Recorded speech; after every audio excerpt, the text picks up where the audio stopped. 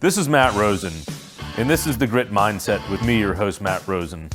The mission of The Grit Mindset is to inspire and empower our listeners by delving deep into the journeys of those who have faced significant challenges and emerged stronger. Through authentic conversations, we uncover the mindsets, strategies, and lessons that have propelled these individuals to overcome adversity and achieve success. My aim is to provide actionable insights and real-world advice to help our listeners cultivate their own grit and navigate their personal and professional lives with confidence and resilience.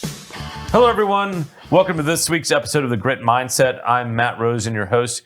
Here with me, I've got one of my friends from YPO, who's a very successful local banker. I'd like to welcome to the show, Mandy Austin. Thank you. I'm very glad to be here. Appreciate it. Yeah, it took a little bit, but thanks for finally letting me get you on the show to share your story. Excited to have you here. So tell us a little bit about yourself and the bank that you work for. Yeah, absolutely. Well, yes, it did take us a little bit to get together. We've had a lot going on in the banking business. But so I am president of corporate banking for Vista Bank. I have been there now just about 3 months. So it is a new venture for me. I'm very excited to be a part of the entrepreneurial team that we have put together there. But previously to that, I am, looking very, very far back, I'm a native North Texan, spent the majority of my life up here in the Dallas-Fort Worth area, and then attended SMU and became a banker back in about 20 years ago and have stayed and been active in the banking space for the last 20 years. So yeah, you don't meet that many people in Dallas that are from Dallas. I know, it's true. A lot of people from California coming in for sure. Yeah, kind of been a melting pot. I mean, I'm from the East Coast, from Miami originally, but got to Texas as fast as I could. Well, maybe share a little bit with the audience about the type of clients you serve. You know, I want to give you a chance to talk a little bit about the bank before we dive into your story. Yeah, Vista Bank is known as the Entrepreneur's Bank. It's about a $2.5 billion bank today. But as I mentioned, we've been busy. And so we are about to merge with an organization called NBH out of Denver, Colorado. That being said, they will take the Vista Bank name effective as soon as the merger is complete and all the rebranding is done. And so we will be Vista Bank from Idaho down to Central Texas, where we have some locations today. And we very much are focused on working with businesses and business owners. And I think we are truly one of the best banks for entrepreneurs in the country. So it's been a great organization to be a part of. We have very big growth ambitions and are excited to serve the Texas market even more effectively now that we're much larger. Awesome. Well, I'm sure you're going to be very successful in this next chapter. So I'm excited for you. Thank you. I know some of the other folks that work at the bank as well. So good people over there. So did you just wake up one day and said, hey, I want to be a banker? What kind of led you down this path? Yeah. So looking back, my parents are not in the banking business. I don't have, my family does not have a banking background. In fact, my dad was in the Air Force. Okay. That's one of the reasons I think John and I got along so well. John Steinmetz is our CEO. He's got family in the Air Force as well. But he did a number of things growing up, was a bit of a serial entrepreneur. And then my mother, she was a school teacher, and she was adamant that I not become a school teacher, which is perfect for me because I don't have the patience to become a school teacher. Absolutely not. That's a tough gig. That takes a lot of grit dealing with kids all day long. It does. The teachers in the world are saints. I have so much respect for everything that they do for us. So I knew growing up that I would probably do something in business because, again, my aunt, my mother's sister, was a very successful CFO down in the Austin area. And so I was very inspired by her journey and what she did, and I was curious about it. And then just watching my father have multiple businesses over the course of his career was always fascinating to me. And so I went to school at SMU. I have a pretty big family. I wanted to stay close to home because I had a very young sister when I went and didn't want to miss her growing up. And SMU is just a fantastic business school. I ended up getting a finance degree, a lot of accounting classes, which I mostly enjoyed.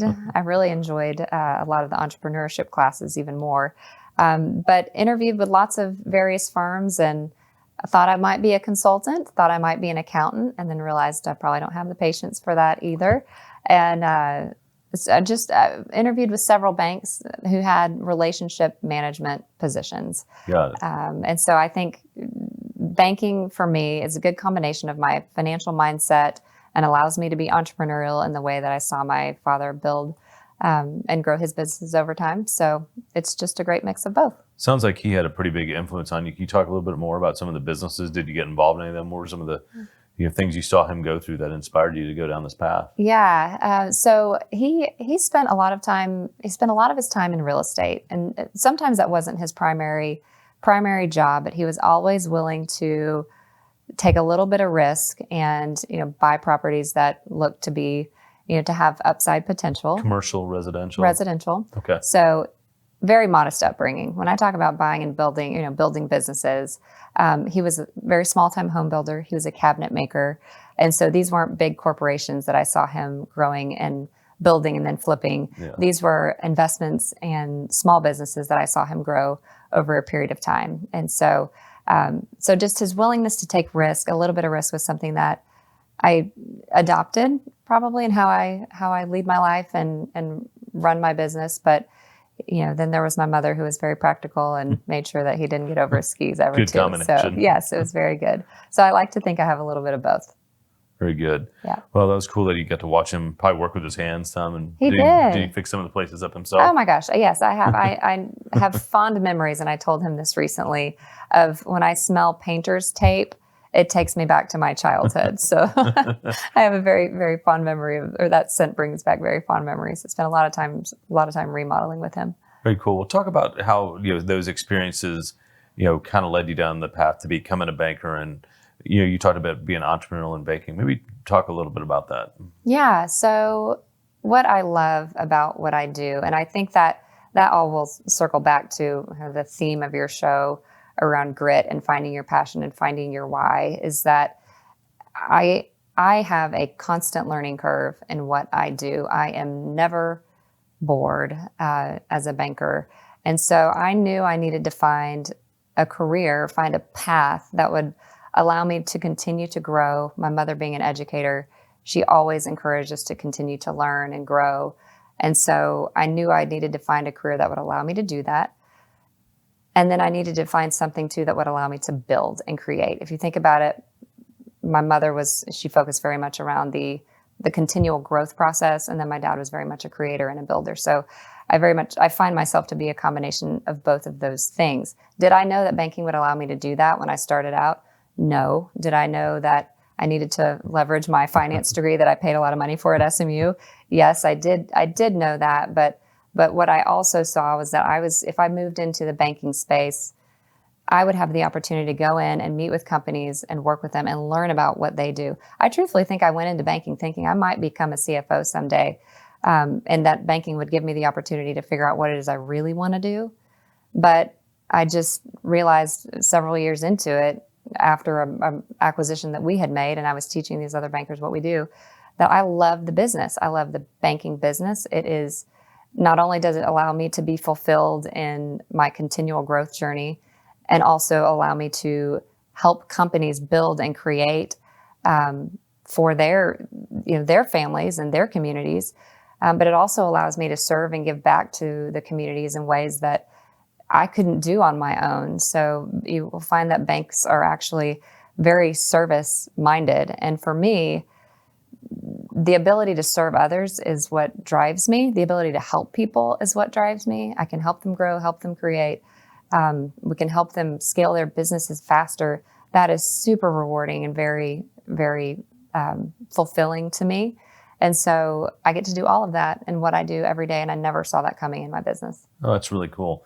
So, you said you didn't go into consulting, but it sounds like being in banking, you've had to learn lots of different business models, probably very quickly, to help serve your customers. Absolutely. We are certainly consultative.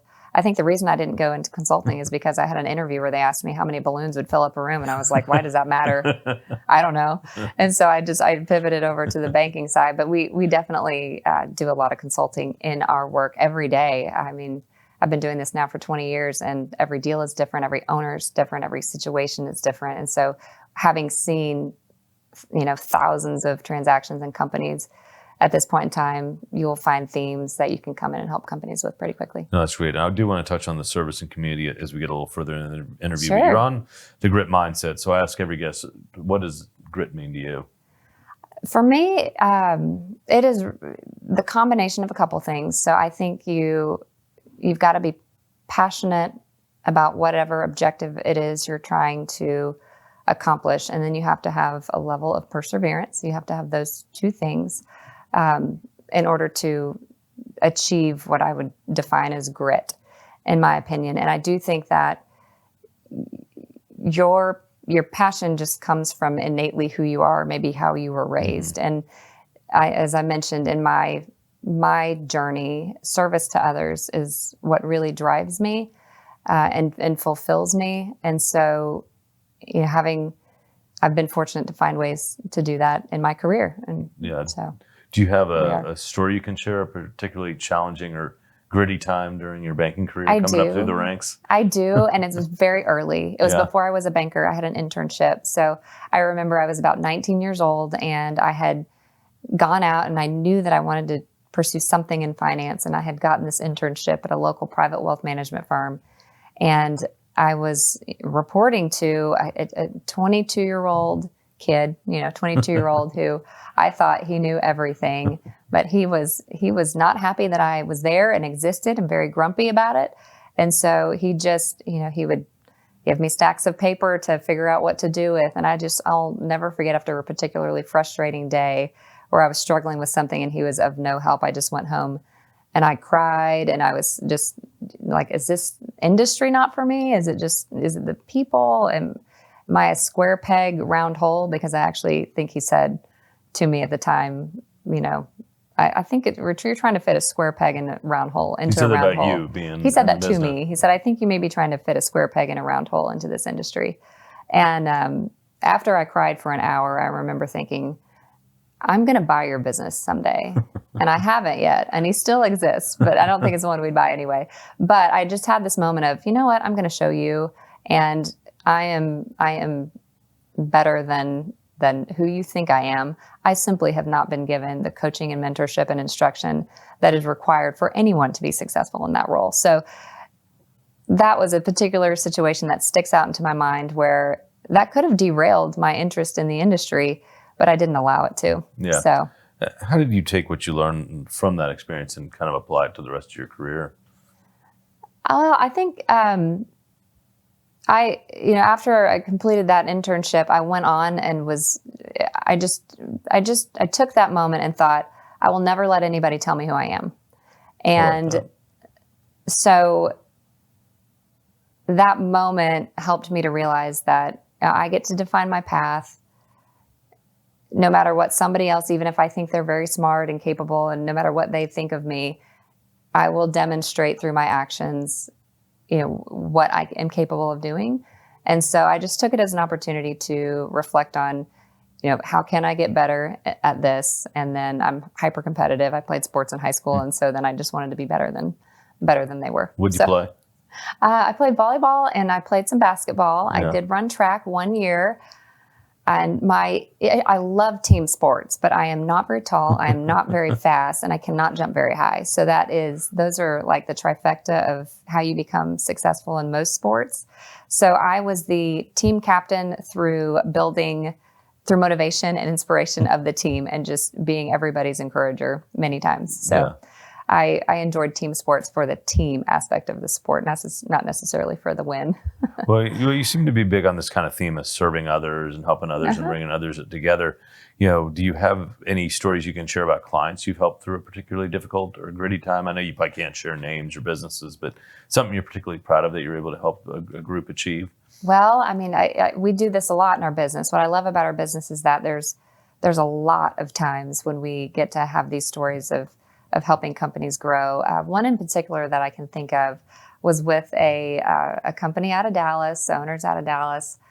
This particular owner owned a lot of rural wireless phone franchisees, and he was in the process of rolling all of these particular stores up, and so we were able to allow him to compile amass a large base of these stores and build them up. And I remember my credit officer at the time, he didn't love the deal because there was a large concentration to one carrier, but I was able to convince him that the strategy has worked, the leverage is looking great, and so we did the deal, helped them sell the business for multiples and multiples of their cash flow. And that's not a particularly exciting story other than the fact that when the first time we did that's probably the first time we did a roll-up strategy of multiple stores or multiple entities and then helped the owner exit and sell. What I realized in that moment is like we have helped him to create generational wealth for his family. And so in this business, not only do I get to grow and learn, but we get to, I always jokingly say we create millionaires. And so, oftentimes multi-millionaires, but we help them to do that, and that's rewarding. So if you're listening to the Grit Mindset and you want to build and sell a business, give you a call. Well, we do it all the time. That's what we do. We're in the business of that. Yeah. Maybe I should have been an investment banker. I don't know. Probably would have been more economically advantageous. So.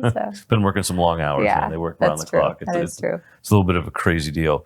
We were talking before the show. You also, it sounds like, had to overcome some things personally to get to where you are today. Is that a story you're comfortable sharing with our listeners? Yeah, and it's one that I haven't told to anybody. But when I was 28 years old, I'll never forget, we were remodeling our first house that we had bought at the time.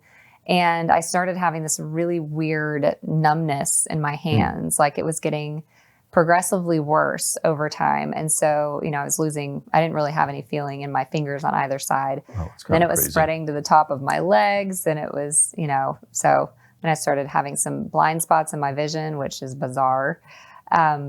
So I went to the doctor and was like, here's what's going on. And they're like, well, that's weird. Maybe pinched nerve. And so they did an MRI and they went ahead and ran a couple of extra panels. And when I came out and they got I got a call from my just primary care doctor later in the day. And she said, well, you have multiple sclerosis. The markers in your brain are consistent with that of a multiple sclerosis diagnosis. And basically all multiple sclerosis is, it's an autoimmune disease whereby your body attacks its own nervous system. And so, that was a shocking diagnosis at 28 years old. You're thinking, am I going to have feeling in my hands? Am I going to be able to hold a child? Is my husband going to have to push me around in a wheelchair? Because there's all these stories of people who suffer greatly from the disease because it can be very, very impactful. And so, but I was shocked. My family was shocked. That was hard news to deliver to my relatively new husband and family. But like I would tackle anything, I wasn't willing to just let that define me. So I didn't tell anybody at work. And I really haven't told anybody professionally, but there are a few who know. But my decision not to tell anybody was because I didn't want to be impacted. I didn't want people to feel sorry for me. I didn't want to be treated any differently. And I just wanted to be seen as being very successful no matter what. If I had everything going for me in the world, I wanted people just to see me for being successful for who I was. And I didn't want it to impact my life in any way. So that diagnosis was a shocker, was a bummer. But like I tackle anything, I just dove into the research and getting educated on the topic. So I studied every piece of internet material that I could find on multiple sclerosis and was on some treatment for it for a while, which was not fun. But I learned and read that a lot of people responded really well to a gluten-free diet. Okay. So I completely gave up gluten in the fall of 2012, probably, and have now not had really any since then. But I just was like, I think there's a trigger for this for me. And so I had, at the time, I mentioned we were remodeling our house. We had been living basically out of a toaster oven because our kitchen was being remodeled. And I was having a lot of wheat toast at that point in time. Gotcha. So I just completely gave up the gluten. And after about 6 months, all of my symptoms effectively resolved. And I have not had to have any sort of treatment now for 10 years, probably. And so it was an amazing journey for me to go on, because I really believe that, we have to be champions for our own health. I had to dive in and learn something completely new in order to become, be a healthy, successful individual. And I'm so glad I did the work. So, yeah, that's amazing. Yeah. And I'm so glad that change in diet was able to help you steer away from it, but can be a very debilitating disease for many. Me too. I've had friends of family members, and I have seen the effects that it can have, and the folks at UT Southwestern are pretty amazed too. So yeah, well, thanks for sharing the story on the show, and hopefully that can be an inspiration for those that are getting a tough diagnosis. Yeah. So I'm glad you shared the story with us, and hopefully more can hear it because it's huge. I can't say I think my decision not to tell anybody was really the right one, but I was just probably too stubborn to. Imagine you were really taken aback at 28 years old to hear that. Yeah, definitely shocking. And that's pretty gritty that you were able to muscle through that and be where you are today, and not let it affect you or affect your psyche. Thank you. Yeah, it's motivating. And honestly, what else it did too, though, it makes you realize that life is short. Yeah. So just make hay while the sun shines, as they say, and you never know when things are going to change. So I always say, I will do as much as I can, as fast as I can, all the time. Yeah. That's just kind of my MO in life. So well, it served you well. Thank you. Got to know your family a little bit through YPO. How have you instilled some of these stories of grit into your family and into your kids, if you don't mind sharing? Yeah. That's one thing I always worry about is like, are my kids going to be as gritty as I was? I know. I worry about that constantly because they're growing up with a life that looks a lot different than the one that I grew up with. And so they're in football right now. So my kids are 8 and 10. They're boys, and I'm letting them play tackle. And so takes a lot of grit, Texas football, for sure. It does, when it's 102 outside and they're still playing, but making sure they have plenty of water. One of the reasons they're playing football is because I wanted to instill some grit. And these coaches, they're like, there's differences between owies and injuries. And because, I have tried to shelter them my whole life. That's my job as a mom to some degree. But they're in football. So that's one way that we are instilling some resilience and grit. And then 2, they don't want to be in football. They don't like it. And so, but guess what we're not doing? We're not quitting because we started, and we're going to finish the season because we made a commitment to do that. And I think that they will learn that sometimes it takes a while to get good at something, and then you might start enjoying it. Yeah. And so then I think once they start recognizing the rewards of persistence and recognizing the rewards that grit brings, then they will be a little more gritty than they probably are today. Yeah, well, that'll definitely instill grit in anyone playing football. So how about with your team? You manage a pretty good-sized team. How do you instill grit in them? And one of the things I struggle with is whether grit can be learned or whether it's innate. I think grit is a choice. Yeah. I don't think you can force grit on someone. Mm-hmm. I think that my job as a leader is to lay out the vision, explain what we're going to do, and be very exceptionally clear and transparent about what that vision is, and to be repetitive about it so that they can become aligned with it. And if they're not aligned with it, they're never going to be gritty. And so they're never going to keep showing up when they don't have to. They're not going to have the optional perseverance. And so my job, I think, is to be an exceptional communicator on the plan and the vision, and then they get to choose whether they are on board and want to help see that vision come to fruition or not. And that's where their grit will come in on their own. Yeah. Mm-hmm. Yeah, I agree. I do think there's some innateness, but I do think it's a choice. You either decide you're going to persevere through the cause, or you don't. Yeah. Yeah. It's probably, I think there's a lot of truth in that. And some of it may be just based on personality type and how you grew up. And just for me, a lot of my grit comes out of that service to others and just what I enjoy doing. And so I think that just comes from how I grew up. Yeah, you talked about the mobile phone provider, I believe it was, and you talked about the service you did to him and his family. But you also talked about service to the community and others. Can you expound on that a little bit? Yeah, so I have been, and how I get a lot of my enjoyment is out of participating and supporting organizations that are actively engaged in building an incredible community. So United Way of Metropolitan Dallas is an organization that I've been part of for a long time. I actually realized I have a United Women of Tocqueville pin on today. Nice. Instead of my Vista Bank gear. But so United Way, they're actively focused on education, income, and health. I got involved with them right after I joined the first bank that I was a part of in 2006, but really didn't become super active with them until about 10 years ago. And so to me, what is so wonderful about an organization like United Way and why I enjoy it so much is that they are making investments in the organizations that are really creating change in the community.